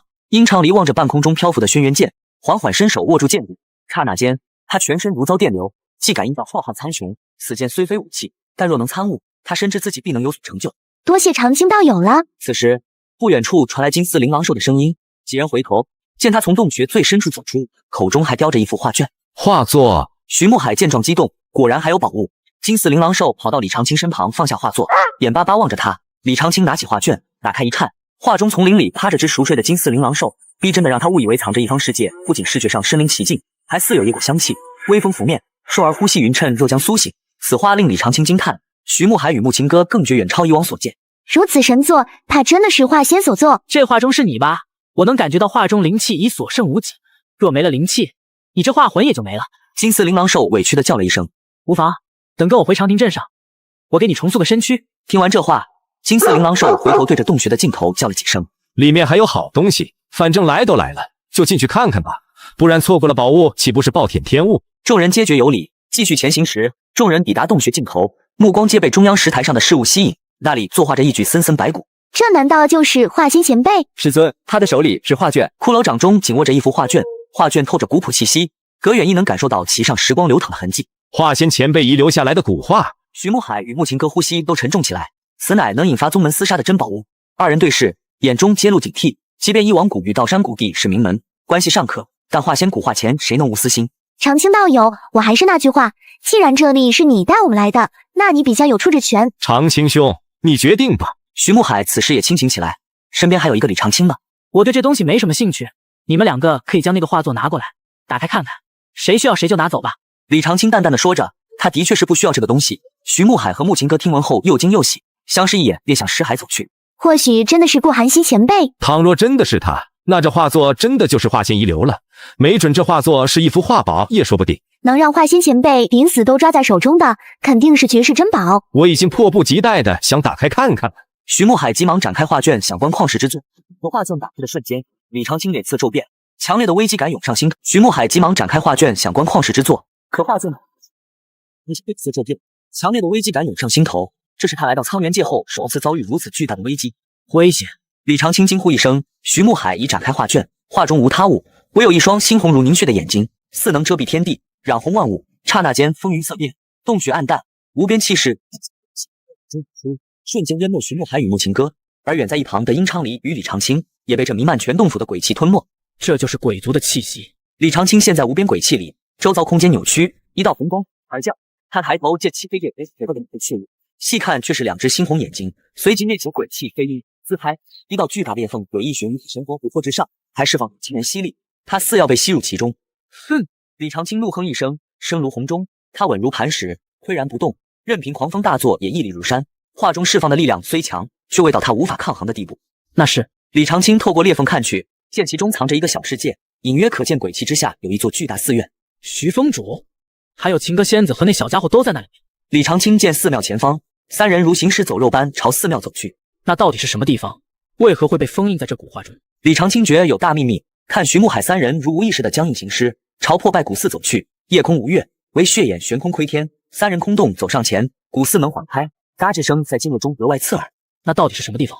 李长青一步踏出，至裂缝近前俯瞰。三人入古寺瞬间，眼神渐清明，耳畔响起鬼哭神嚎，宛若堕入地狱。我们怎么了？殷昌黎吓了一跳，迷茫环顾四周，只见断壁残垣，阴森无比，院中无半分活人气息，似已荒废多年。这里是……一声闷响，他们身后古朴大门猛地关闭，沉重声响似将他们的生机封锁。不好！徐慕海骤变脸色，木琴哥刚要发问，也瞬间变色。二人皆觉体内真元被镇压，如陷泥沼，难动分毫，竟无法施展出半点修为。我们的修为被压制了。这里到底是什么地方，竟然能压制我们的修为？木琴哥突然看向四周。对了，长青道友哪里去了？对呀，李长青呢？刚他与殷昌黎临近，殷昌黎既已进来，他本应同来，怎不见踪影？长青前辈是不是没进来？若是长青兄没有进来，那就更好了，他会想办法救我们的。我们还是先到里面去看看。在这里站着，我有一种不好的感觉。我也一样，总感觉像是有什么人在看着我们。木琴哥往前走了几步，下意识地回头看了一眼。寒沙古寺。真的是寒沙古寺？师尊，寒沙古寺是什么地方？寒沙古寺乃是苍元界曾经最强大的佛门。佛门？那是什么？他们信奉佛，自画卷悟佛经，功法神奇，犹克鬼族。多年前，寒沙古寺为首，苍元界数十佛寺曾与鬼族起旷世之战。徐慕海继续说道：那一战鬼族惨胜，人族宗门联合将其逼入云荒，佛门却几乎灭绝。战后寒沙古寺在苍元界消失，至今已近1000年，如今竟被封印在画卷里，着实匪夷所思。我们被人算计了，那幅画本是算计我们的，一打开便被传至此地。虽不知其目的，但若想不出办法，尽快出去，苦难有退路。徒儿，跟紧我。好，既然这里走不出去，我们只能找其他的路出去了。三人小心翼翼朝前方走去，寒沙古寺寂静至极，只剩风声。寺外虽鬼气冲天，却只在外游荡，未渗入寺内。想必寺内仍有令鬼气忌惮之物。师尊，这里好吓人啊！有什么好怕的？这里什么都没有，就你这个胆子，还想做剑仙呢？谁说我怕了？龙佛殿。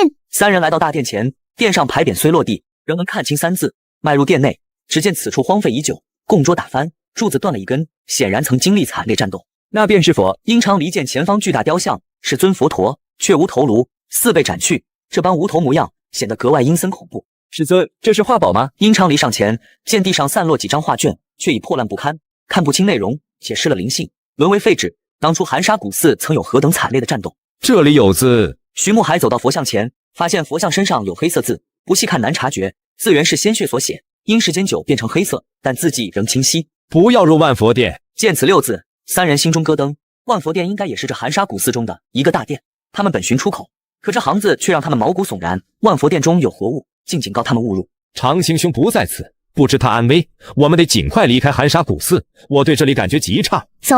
徐慕海紧随其后，几人绕过龙佛殿，往偌大的寒沙古寺深处走。越走越觉惊心动魄，走上一段阶梯后，眼前景象令他们震惊。此处更惨烈，遍地骷髅白骨，不知死去多少年，入目至少上百具。嘻嘻嘻！就在几个人震惊于这里场景的时候，一个声音竟然响彻在三人的脑海。谁？师尊，刚刚是谁在叫啊？我们千万要小心一些。几人急着离开这片尸骸区，谁知刚走10几步，殷昌黎突然炸毛大喊：怎么了？你鬼叫什么？师尊！殷昌黎脸色煞白，双腿发颤，眼神直往下飘。徐慕海和木琴哥低头一看，也吓了一跳。殷昌黎脚踝竟被一只白骨甩抓住，正是地面上的尸骸。滚开！徐慕海一脚踢飞骸骨，周围腐化多年的骸骨却纷纷爬起，有的握残破大剑，数百具将三人围住。三人倒吸凉气，他们修为尽失，毫无反抗力。跑！三人直奔尸骸较少处跑去，那些尸骸竟提剑拿刀追来，虽为骸骨，跑起来却一点不慢。有鬼啊！这些尸骸是被外面这些鬼气影响的，若是被他们追上的话，我们会被砍成肉泥的。三人刚绕开院子，前方仍有大量尸骸，被尸骸空洞盯着似要生吞，只能转向另处。他们七拐八绕过甬道，爬阶梯，身后尸骸却越追越多，达500余具。师尊，快跑不动了！想活命就继续跑。真元调动不了，单靠肉身逃命颇难。此时风似静止，世界竟一片安静，氛围格外诡异。身后众多尸骸追到此处，如尸潮般乌泱乌泱，令人头皮发麻。师尊，他们就快要追上来了。前面有个大殿，门窗都算完整，我们进去先躲一躲吧。还真的有。徐慕海见前方有座叫完整大殿，殿上牌匾万佛殿。徐慕海见前方有座叫完整大殿，殿上牌匾万佛殿3字，让他们刚然的希望骤灭。此刻两难，不进，身后尸骸会分尸他们；进，殿内恐有更恐怖之物，让他们万劫不复。师尊，进不进啊？徒儿，为师先进去看看，若是没有事情的话，我再叫你们进来。啊，可是里面若是有危险，你不是徐道友，若是我出了事情，还烦请徐道友带我徒儿找机会跑出去，将我徒儿送回到一王谷，可好？我徐慕海虽非英雄，怎会让女人冒险？传出去太丢人。你们在这等着，我进去探查。若我不幸，还请仙子告知到山谷地。徐道友，你我虽都被压制修为，但我一王谷本是一门，退凡境时，我们的肉身功法本不及你们正宗道门。我戴昌黎毫无离开的机会，你却还有机会。趁着徐慕海犹豫的时候，木琴哥直接踏出，奔着万佛殿走去。师尊，我跟你一起去。可是还没等走出去，就被徐慕海给抓住了手臂。你别拉我！理解你师尊的一片苦心吧。若是待会琴哥仙子真的出事了，我拼了命也会将你送出去的。师尊，木琴哥来到万佛殿门口，踏入殿内便没了动静，等待如等死般煎熬。徐慕海已备好放手一搏。就在此时，万佛殿中传来了木琴哥的声音：进来吧，里面没事。太好了，没事。徐慕海松了口气，想拉殷昌黎赶紧躲进去，可他刚上前一步，就被殷昌黎硬拉住了手臂。怎么了？还不快点进去的话，那些尸骸就要追上来了。我们先躲进去，然后再想办法离开。那不是我师尊的声音。什么？徐慕海听后，心中也咯噔一声。他听着却是木琴哥的声音，可他与木琴哥不过初遇，哪比得上殷昌黎这师徒二人？你没听错，不是师尊的声音。师尊！殷昌黎哽咽起来，在他看来，木琴哥已经遇害了。我们走。你们要去哪里呀？外面那么危险，快进来啊！闭嘴！不许你用我师尊的声音说话。嘻嘻！一声嬉笑让徐慕海、殷昌黎浑身哆嗦，这声音竟与之前一致。难道万佛殿是镇压那东西的地方？难怪会有不要入万佛殿的警告。抓紧我们杀出去！嘻嘻，想走还走得了吗？我费好大的劲找你们进来，不会让你们跑掉的。说罢，从万佛殿中竟飞出2只血红色鬼爪，奔徐慕海和殷昌黎抓去。滚！徐慕海施住劈鬼爪，石柱横碎，鬼爪仍抓起脖子提起，另一鬼爪袭殷昌黎，他无力反抗，危急曰：殷昌黎背上却被红的尸体飞之，散出威势，鬼爪抓剑冒浓烟，木剑颤着抗衡青石。什么东西？声音急速，鬼爪碰到轩辕木剑后缩回，爪上竟流了血，血肉模糊的样子更显狰狞。轩辕剑，他没想到李长青给的轩辕剑竟然有如此的威力，但是此时那轩辕剑也是吧嗒一声掉在了地上，轩辕剑上更是留下了一个鬼爪的印记。殷昌黎赶紧捡起来，看着木剑上留下来的印记，明白轩辕剑虽然挡住了这鬼爪，可是也遭到了侵蚀。这让殷昌黎稍微安心了一些，但是他也清楚，虽然轩辕剑在恢复，怕是在无法承受再来一次的攻击了。徐前辈，小家伙，你的宝物还真的挺厉害的，但是不知道能承受我几次的攻击。下一刻，万佛殿飘出个6、7岁男童身影，他一身血衣，双目赤红如双月。诡异的是，生如女童。殷昌黎仅看一眼便毛骨悚然，被他盯着更是双腿发软。我叫殷昌黎，不叫小家伙。另一身影飞出，这男童身躯中延展，鬼爪正抓着木琴哥，他拼命挣扎，却无法挣脱。师尊，你还活着？昌黎，徐道友。木琴哥没想到万佛殿竟镇压着恐怖存在。男童控尸骸解开殿门封印脱困，从那幅画甚至岐山令起，全是阴谋。徐慕海自身难保，而男童实力极强，他即便恢复修为也不敌。本来压制了你们的修为，我以为会很简单，没想到就这样，还是费了我一番手指。殷昌黎来不及逃，直接就被抓住了脖子。3个人被这男童身后延展出来的手给抓在其中，场面尤为诡异。本来是4个人的，但是为何只有3个？他的目光扫过整个寒沙古寺，似乎都没有找到第4个人。罢了，就你们3个吧，看样子也是有身份的人，正好符合我的选择标准。说着，男童表情狰狞，五官扭曲，脸似扭到天际，神情极痛，喉间发出啊声，他们3人震惊不已。他究竟有何怒目？更让3人震撼的是，男童口中竟伸出只肉乎乎的青色婴儿手，接着一颗小脑袋硬挤出来，竟是通体青色的婴儿，双眼煞白无眼珠，分明是个鬼童，是鬼灵一族。鬼族有诸多分支，其中鬼灵族曾是奇异种族，能夺人魂魄，靠激素宿主生存，因伤天和，多年前被人及其他种族强者联手灭族。这鬼童便是鬼灵，刚从男童体内爬出一个，又接连爬出第2个、第3个。3个鬼童爬出后，男童气喘吁吁，面部竟变得苍老，成了童身老头，模样极吓人。去吧，我的宝贝们。而那3只鬼童也是咿咿呀呀的叫了2声，然后顺着鬼爪那长长的手，不好，他们想要寄生我们。一旦被寄生，他们灵魂会死去，肉身将被这3个鬼童占据，后续恐是难料。3人看着鬼童爬来，却束手无策，只能静待死亡。好极了，好好的吃个饱吧，孩子们，然后就离开这里，到你们该去的地方去。我的长生教众们应该已经在等着你们了。正当3个人准备等死的时候，那鬼童却是突然间抬起头，表情顿时有所变色。妖孽！只见李长青脚踏长生木凌空飞来。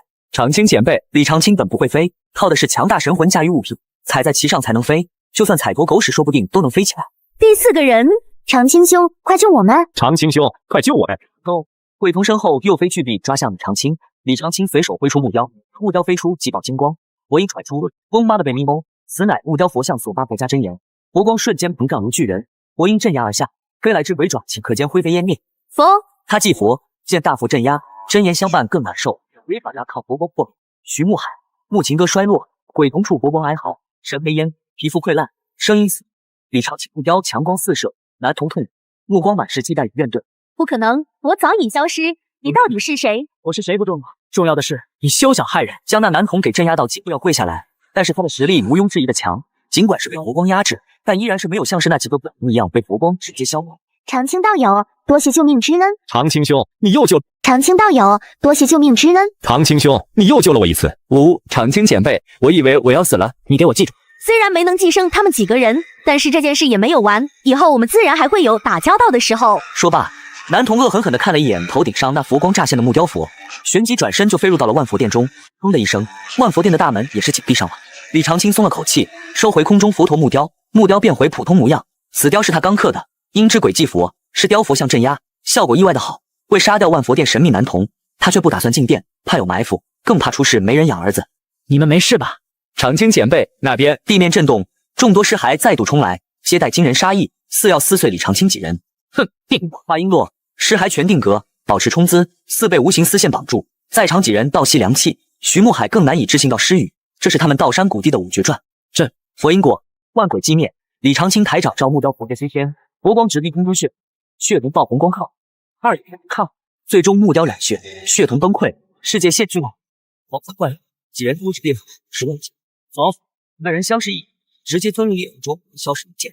与此同时，那天空的佛陀也是从天空跌落，但却是轰的一声镇压到了那万佛殿的门前。嘻嘻嘻嘻，你们真的跑掉了吗？我长生教。那声音又恢复了女童之音，只是听起来却更为瘆人。不觉之中，五化掉在地上，自己竟然燃烧起来。徐慕海3个人瘫坐在地上，感受着劫后余生的感觉。我已经不记得自己多少年没有体会过这种生死不由自己的感觉了。没事吧？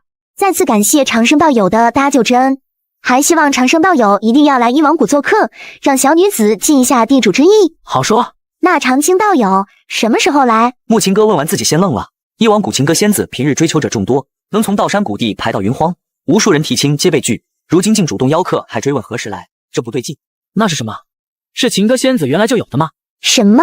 这一照不要紧，木琴哥脸色骤变，见玉颈上竟多了的奇怪印记，那印记像婴儿小爪，且与之前遇到的鬼童爪印一模一样。徐道友，你的脖子上也有？我也有。不会吧？我有吗？果不其然，在殷昌黎的脖子上同样是有一个小小的鬼爪印记。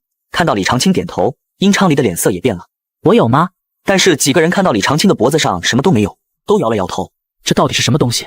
情歌仙子，你看呢？李长青也是看向木琴哥，木琴哥的脸色此时依然是有些苍白。这是鬼怨咒。鬼怨咒。唯有李长青一脸平静地等着两人科普，但是两人半晌都没有说话。师尊，什么是鬼怨咒？会死人吗？对于殷昌黎这个僚机，李长青表示很满意。鬼怨咒源自鬼族，是鬼灵一族的秘法，是以自身生命力为代价的诅咒。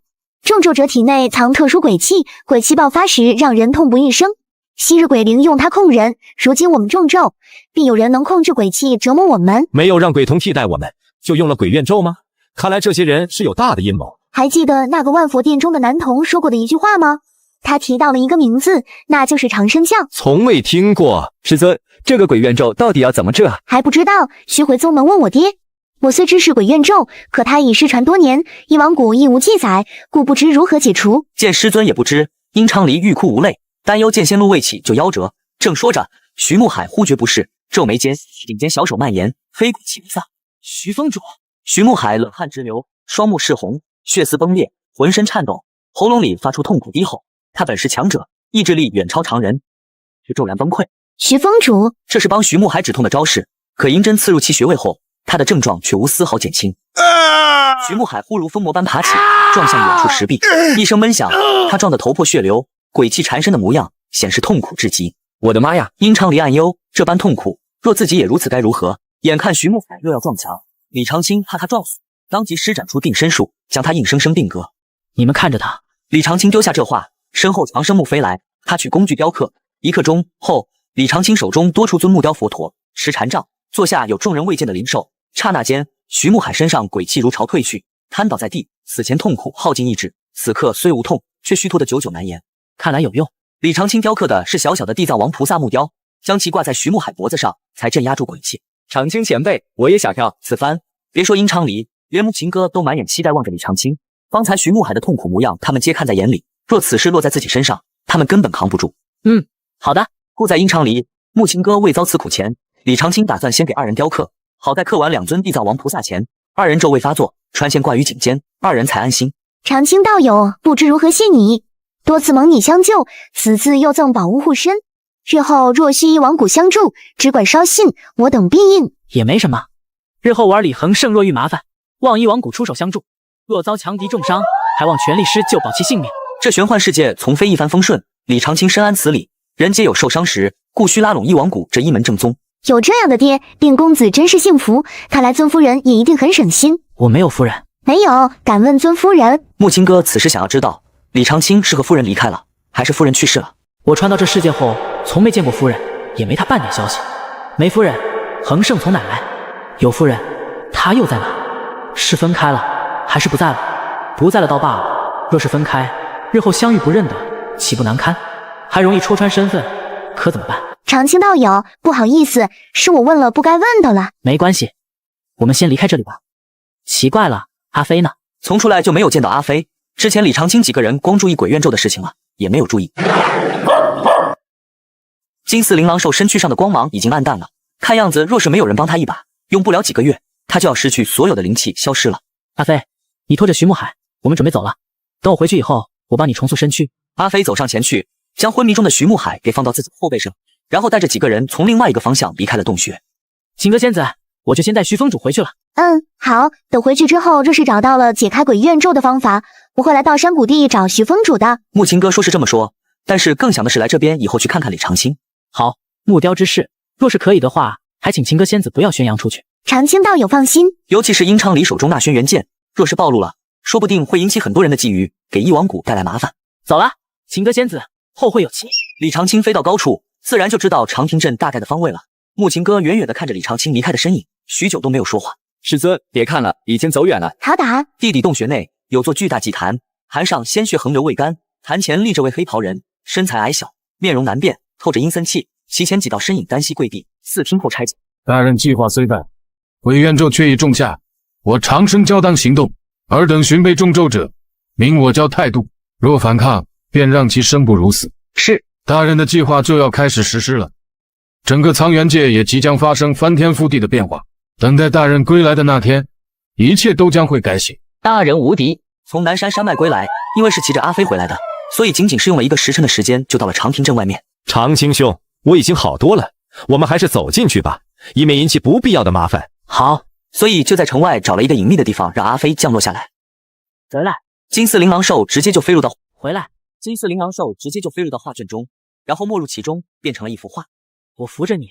不用，我现在能走，没有问题，仅仅是有些虚脱罢了。之前被鬼怨咒给折磨的不仅仅是精神，还有身体，好在经过休息，已能正常走路。后随李长青入长亭镇，返回燕家。木海峰主，大供奉，你们回来了。南山的事情已经解决了，徐峰主也是一路舟车劳顿，很辛苦了，给我们安排个地方休息吧。是。大供奉。外面传来年轻人的声音。李长青出门，见院门口是燕寒州，身后的燕家奴仆抬着木料，这是李长青吩咐燕伯涛寻找的。有劳了，放在院子里就好了。是。不要着急。雕刻金丝琳琅兽不如其他雕刻随意快速，因其体积大，李长青也需费功夫。但即便如此，他努力2天后，第3天活灵活现的金丝琳琅兽木雕便出现在小院。阿飞大叫一声，仔仔细细看着眼前的木雕，眼神满是不可思议。试试看。金丝琳琅兽起身绕木雕，感知其不凡与江河般浩瀚凌厉，刹那间肉身崩碎化光，立入木雕，木雕被金光笼罩，最终气息如真空，有神容万物，天狗合一之感。好了就好，不过你这个样子太招摇了，跟在我身边肯定会有麻烦。哪里？你还有这技能呢？长青兄，徐峰主请进。看来徐峰主你已经恢复过来了。徐慕海走近，瞥了眼李长青身边的阿飞，没说话。他未察觉阿飞气息，误以为是对方养的小土狗。还要感谢长青兄送的宝物。徐峰主客气了，但是我的地藏王菩萨也只能镇压鬼气，却是没有办法消除掉你的鬼怨咒。想要解开鬼怨咒，还需要你自己去想办法才行。等回道山谷地之后，我去找宗主商量商量，他或许能有办法也说不定。徐峰主这是准备回去了？是啊，出来也好多天了，本来是想来问问长青兄关于我收徒李恒胜的意见的，却是没想到意外遇到这么多事情。以后犬子就拜托徐峰主了。长青兄，你我也算是生死之交了，你更是救我性命。你放心，李恒胜在我这里肯定不会亏待的。这个东西，还希望徐峰主能帮我交给犬子。这东西，徐峰主就说是你送给他的就好了，不必要提及我。希望这个东西能帮到他才是。另外，犬子若是有什么需求的话，徐峰主也可以书信于我。放心吧，我一定带到。长青兄，告辞了，我们后会有期。修为智退凡境第5重，我可观画卷参悟炼体法门，若能参出强法门，日后入后天境便能超越普通同境界武者。伸了一个懒腰，李恒胜正准备出门去看看，毕竟已经好几天都没有出门了。谁是李恒胜？你知道李恒胜在哪吗？我就是。你就是？跟我来吧，师尊要见你，让我带你去木海峰。麻烦师兄了。师尊，我回来了。听见了，听见了，喊什么？恒胜，叫你来的目的你应该很清楚了。你可愿意做我徐木海的亲传弟子？居然是真的。弟子愿意，弟子拜见师尊。好，起来吧。既然是我徐木海的弟子，那以后在木海峰上就好好修炼。有什么不懂的事情，随时可以问我，或者是问你的师兄周军。以后恒胜有什么事情，你要多多帮帮他，知道吗？弟子谨记。好的，你先下去吧，恒胜留一下。徐木海此刻拿出来几种东西，其中有一个玉瓶，递给李恒胜说道：“里面是金玉丹，这是给你修炼用的。你的资质一般，但是这些金玉丹应该足够你修炼到退凡境9重。”金玉丹，李恒胜眼睛一亮，金玉丹珍贵，虽李长青此前寄过不少钱，但此丹一颗值上千两，他始终没舍得买。你现是退凡境4重，为物化境功法，暂未给你兵器，这块凝光星铁供你锻造兵器用，掺杂些许，兵器便无坚不摧。徐木海给李恒胜指甲盖大的凝光星铁，蜜银色铁块闪着星芒，颇为珍贵。这星铁有价无市，需万两黄金，非普通人能负担。还有这个东西，还有，这是我无意中得到的一件宝物，送给你，但是你要谨记一件事。师尊请说。里面的东西不管是什么，你都不要对外人说，这等宝物自己藏好，千万不要给外人看，明白了吗？弟子谨记。你突破退凡境5重后，可去浮屠阁参悟画作，望你能参悟强功法。资质差无妨，只要努力修炼，未来仍光明。然而徐慕海心中却是忍不住想到，资质差算什么？有你爹那样的强者铺路，资质不过浮云。但你得努力修炼，若修炼不佳，只能回家做你的强2代。师尊放心，弟子一定不会让师尊失望。稍后我会昭告道山谷地，你是我亲传弟子，此后外门、内门弟子见你，须称师兄。四师弟，我带你去看看你的府邸吧。那弟子先告退了。老四，你不介意我这么叫你吧？平日里大师兄和二师姐也是叫我老三的。无妨。师尊对你是真好啊！青羽山可是我们木海峰上条件最好的一座附属峰了。当初我想要，师尊说什么都不肯给我。啊，这个，嘿嘿，老四，没事，我懂。你明白什么？我自己都不明白呢。亲传弟子平日主要任务是修炼，身份在宗门有很大便利，尤其在9重战阁和万寿级，亲传有莫大优势。9重战阁和万寿级，我好像听说过。据说这2处地方是我们道山谷地的2处强大的秘境，可以用来检测自己的实力。说是秘境也不太准确，其实这2处地方应该说是2件画宝吧。画宝，道山谷地祖传画宝很厉害，助弟子提升实力，但进入好奇灵力。外门、内门弟子进入有次数限制，亲传虽也有限制，却次数更多，此为亲传特殊待遇。亲传亦需带头，老四你成亲传后恐有麻烦，挑战你的人定会不少。挑战我？挑战成功，亲传弟子对他们是莫大荣誉，还能获对应山峰奖赏。成为亲传弟子后半年内不许被挑战，半年后才会有麻烦。三师兄，你当初也被很多人挑战过？那倒是没有，不多，因为他们知道同境界里根本打不过我。毕竟你三师兄，我当初也是一个天才，名声在外的。哥不配位必会遇挫折，还好李恒胜还有半年时间。2人说着便到了青羽山，虽为附属峰，但风景甚好，这里灵气真好。整个道山谷地36峰，这青羽山都能排上前3，以后师兄我可是要经常来找你这里。